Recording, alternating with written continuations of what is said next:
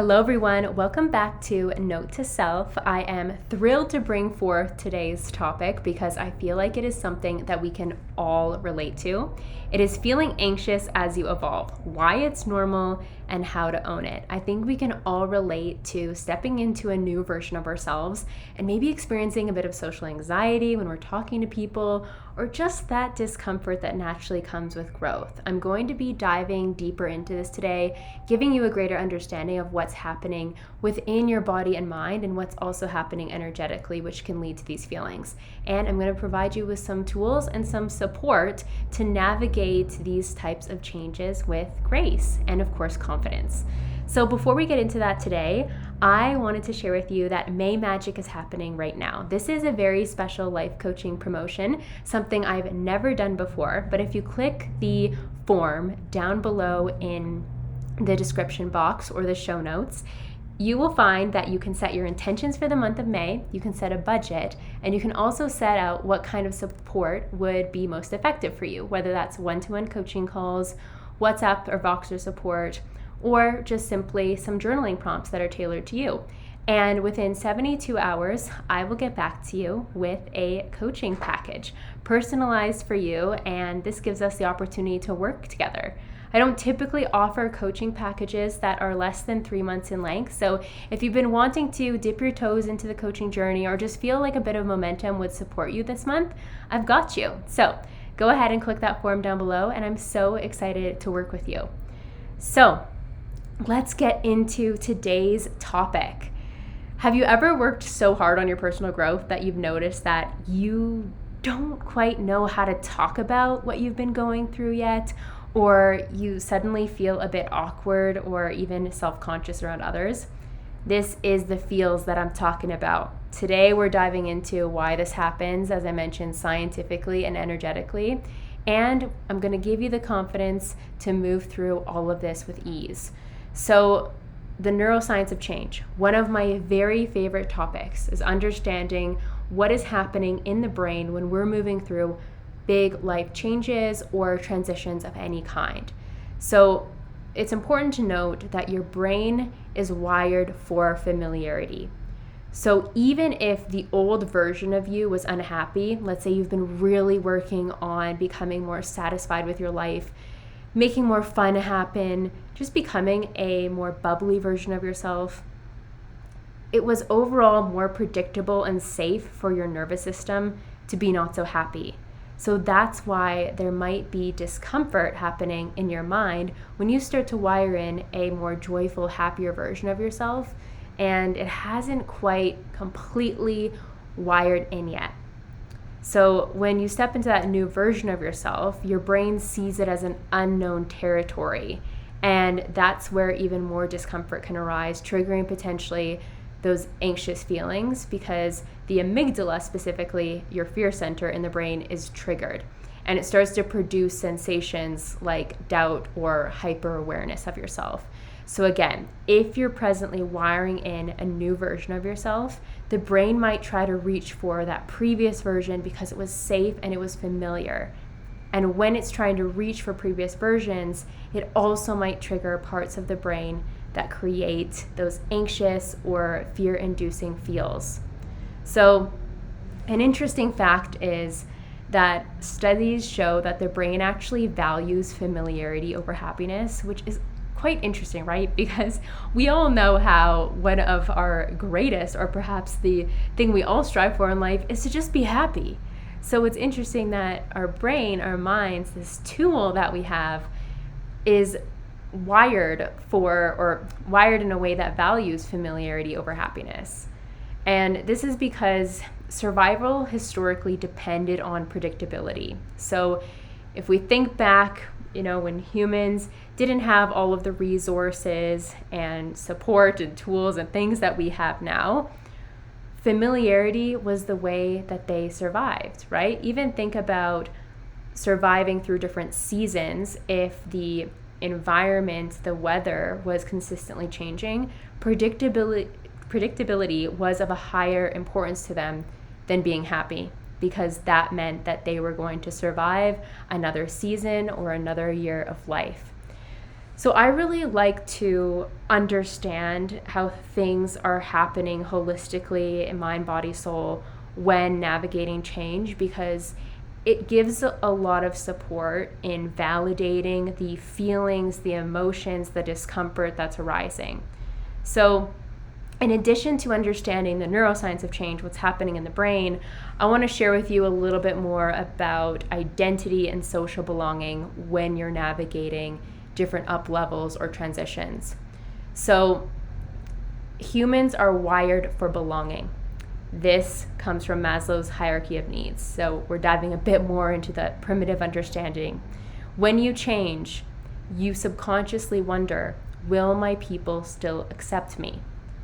And again, this is because humans had certain ways that their minds would work to support them in surviving that we don't necessarily need anymore, but those impulses and those instincts still come through when we're shifting and evolving.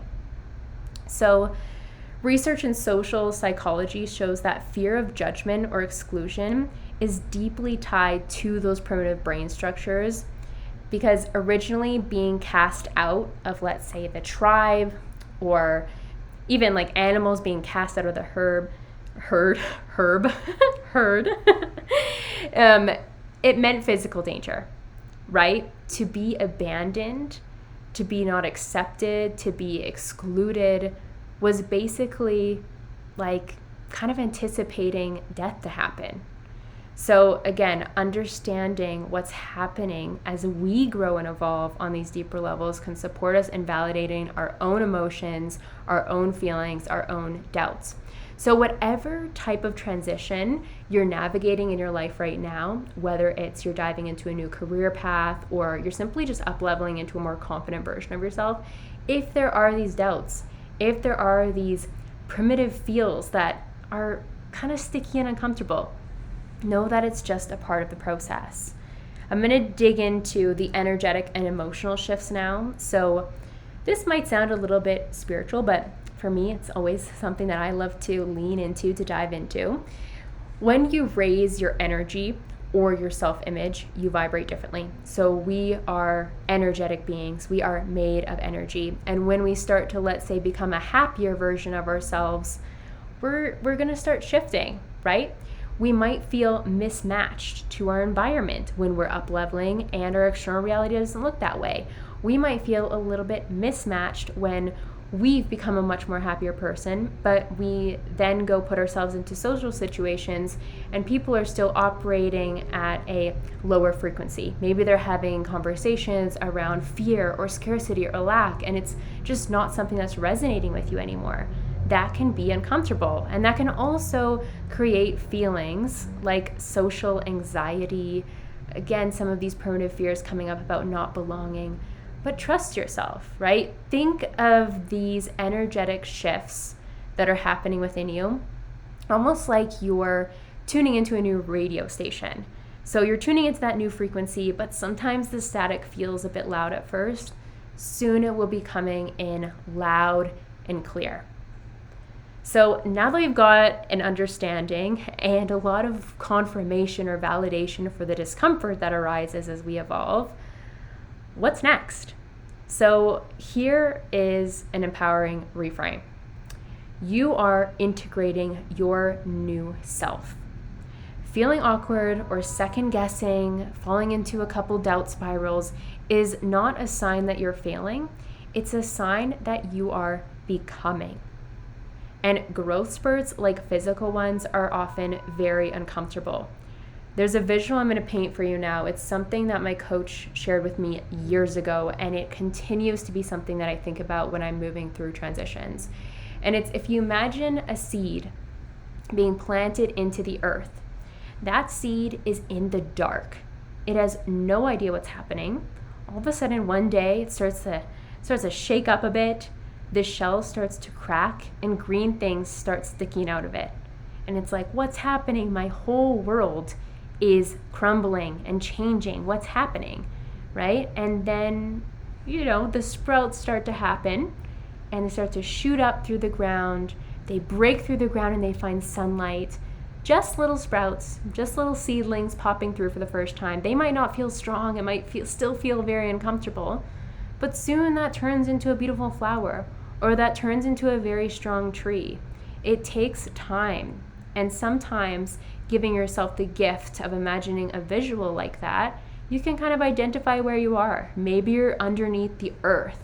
Maybe your shell has just cracked and you know that you're growing into a new version of yourself, but you can't quite see the light yet. That light is coming. It's inevitable.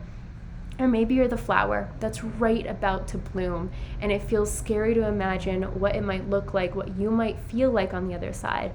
But trust the process. This is your gentle reminder that change, albeit uncomfortable, is a natural part of life. It is the only constant, and what's coming is better than what you've left behind, right?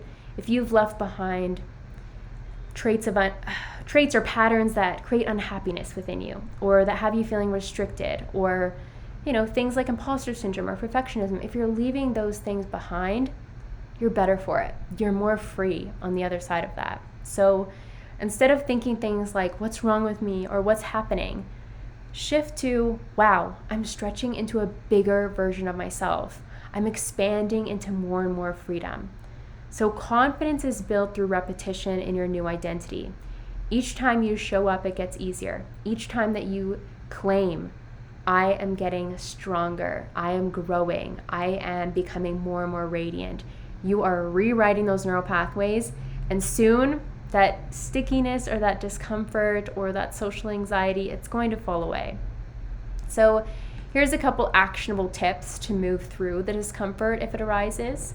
So first, we want to normalize it. Remind yourself when you identify that you're feeling uncomfortable that this is just my brain adjusting to a new normal. It means I'm expanding. My neural pathways are being reformed right now to support me better. So my brain is literally changing and evolving, and that can feel a bit sticky. Normalize it. Again, change is the only constant, and you came here to grow and evolve. So it's totally normal, and you're going to be better than ever on the other side. Beautiful things are happening.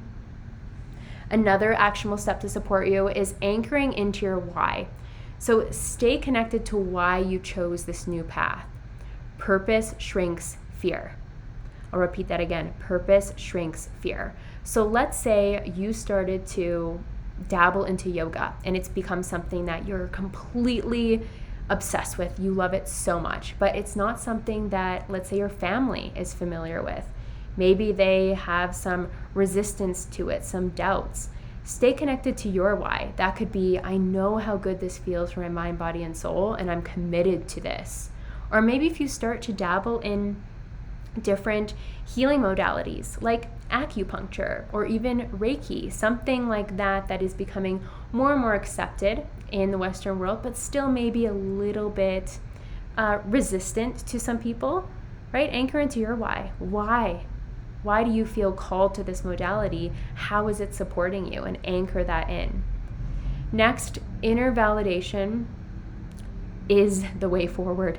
It is so much more important than outer validation. Inner validation is everything. Our internal world is what creates our external reality.